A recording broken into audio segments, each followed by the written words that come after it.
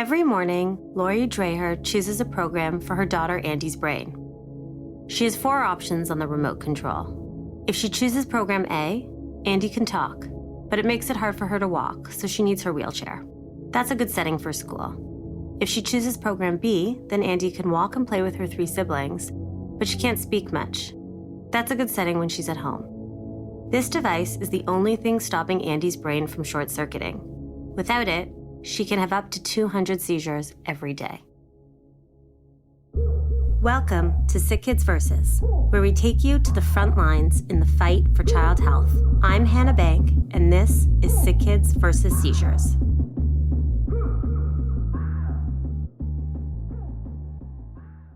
Our story begins when Lori is pregnant with her 4th child. So when we were 20 weeks pregnant, in one of the ultrasounds, they noticed a mass in our brain. And that's kind of what started it all. So during the pregnancy, monitoring that, the mass went away. But then when she was born, she was left with this brain malformation, which is closed lip schizencephaly. So we just kind of call it the dead space in her brain, which happens to be over the speech and motor area. No one knows what caused this or why the mass goes away. Doctors tell Lori that her baby also has an arteriovenous malformation, or AVM, where the brain forms in an abnormal tangle of blood vessels, causing issues with the blood flow from the heart to the brain and vice versa. It's like a big knot of wires that you can't untangle. Brain AVMs occur in less than 1% of the population, and they're dangerous. Doctors tell Lori and her husband Dane to be prepared that their baby will likely need surgery right away. So it was kind of unknown what she was going to be like, what functionality she would have. She came out and it was amazing. She was able to nurse and eat and drink and perform, I think, the APGAR test or whatever, passed that with flying colors. But the brain abnormality does affect her. She doesn't have much strength on her right side, so it takes her a little longer to start sitting and standing. But Andi starts physical therapy, and by the time she's a toddler, she's running and playing like most other kids her age. She plays soccer, she cheerleads, she has lots of friends. She's happy and sassy.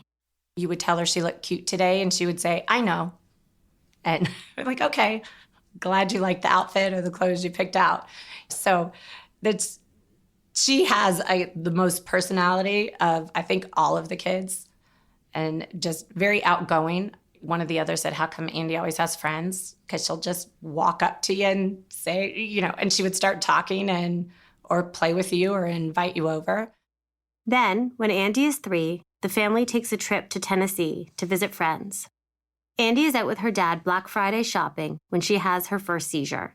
It's a big one, and it terrifies Dane. He's right to be afraid. Andi starts having these big convulsive seizures every 6 months, the kind you see on TV, where her muscles stiffen, she loses consciousness, falls, and twitches and jerks uncontrollably. They leave her exhausted and disoriented. It just breaks your heart to watch them go through it because there's nothing you can do. Andi is put on a bunch of medications to try and control the seizures. Each drug helps, but only for a little while, and the seizures start to change. Sometimes they're convulsive, others she goes frozen and rigid, or she stares blankly, drops her head, and collapses. Her doctors put her on the ketogenic diet, a low-carb, high-fat diet which can help control seizures in kids with epilepsy. But nothing stops them from coming. She's having hundreds of seizures a day. When she's 5 years old, doctors in the U.S., where the family is living at the time, want to do a craniotomy. So we decided to try brain surgery to remove the dead space, because that's where they felt all the seizures were generating from, is that area. So they went in to try to do the surgery. They had to abort the procedure halfway through because of all the vascular malformations. They couldn't get to the area that they wanted to remove. So we had to close her back up. We had to put Humpty back together again. And then, so that option was out. And then we just had to regroup and try and find, something else to do. Doctors insert a vagus nerve stimulator. The vagus nerve connects the brain to the rest of the body and sends electrical currents back and forth to the brain. Lori has a magnetic device that she waves over Andi's chest to try and keep a seizure from starting. It goes off 150 times a day. But then that stops working too. So unless she's sitting on the couch surrounded by pillows, you can't let her out of your sight. So as hard as it is for us, it was awful for her because she's, 7, 8 years old, 9 years old, and now about to be 10, and she can't even go to the bathroom by herself because you have to hold her hand and walk her there. Not to mention she can't really speak and tell you she wants to go either, because as the glitches have increased, her speech has gone away too. So, it's got to be hard for her for having these skills and then losing them. Lori's mom has a special name for Andi's seizures, glitches. When Andi first starts having them, Lori explains it to her other kids using the movie Wreck-It Ralph. In the movie, Princess Vanellope, a video game character, sometimes glitches, becoming a twitchy mess of blue-tinged pixels. So when Andi's having a lot of seizures in a day, she's Princess Vanellope. Then, a few years ago, the family moves to Kitchener for Dane's work. Andi's seizures are relentless. They've lost the Andi that they know. But the family refuses to give up. They find a neurosurgeon at SickKids who might be able to help. His name is Dr. George Ibrahim.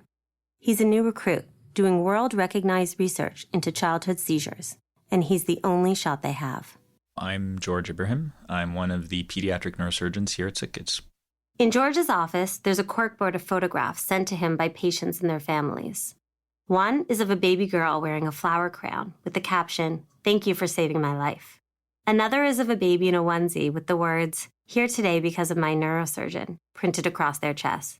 I ask him about the photos. Well, I think that's a very kind family that gave me that picture to remember them by. He deflects. He's humble when talking about all the lives he's saved, or that he was voted one of Canada's top 40 under 40 leaders, or the fact that he speaks 5 languages fluently.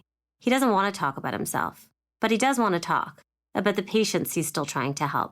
He's especially passionate about helping kids with epilepsy. If you look at the population of children in the country, I'm sure someone knows someone that has epilepsy.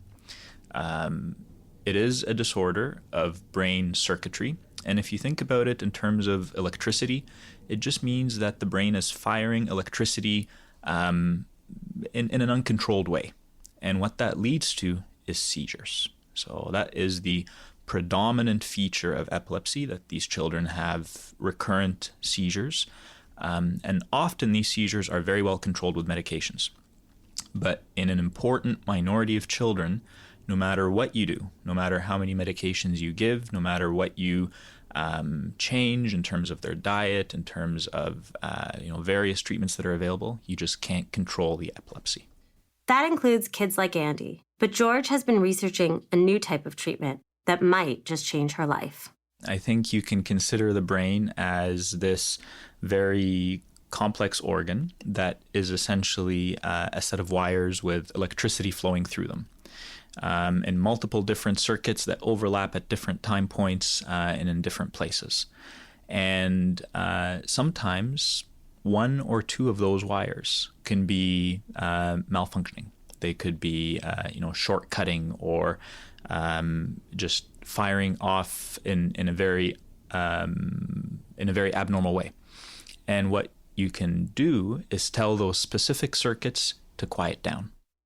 To quiet down these brain circuits, George is investigating something called deep brain stimulation. It's an invasive surgical treatment that's kind of like a pacemaker. So it involves implantation of an electrode deep into the brain through the skull. And those wires, those electrodes, are connected to a device that's like a pacemaker. It delivers electrical stimulation into the depth of the brain. And what that does is alter the brain circuitry in some way. And it's been used for a variety of conditions. And most of the evidence for its use comes from adults. Deep brain stimulation, or DBS, has been used to treat adults with diseases like Parkinson's and epilepsy. But DBS has never been done on kids anywhere in Canada. And there's only about 40 cases where DBS has been used to treat children with epilepsy around the world. But were any of them similar to Andi in sort of the vascular nature of her brain? No. None of them were like Andi. As Canada's most research-intensive hospital, our scientists pursue big ideas like deep brain stimulation every single day. Donations are what fuel that innovation. So if you want to help kickstart the next big breakthrough in kids' health, visit sickkidsfoundation.com/podcast to donate. So George and a team of more than 20 SickKids neurosurgeons, neurologists, nurses, social workers, and psychologists start to work together to determine if Andi is a candidate for this new treatment. The device doesn't look that exciting. There's a small palm-sized pulse generator that's implanted in the chest that's connected to a few strings of thin wires that are implanted into the brain. It comes with a remote control that looks like a walkie-talkie. We were just thankful for somebody trying to do something.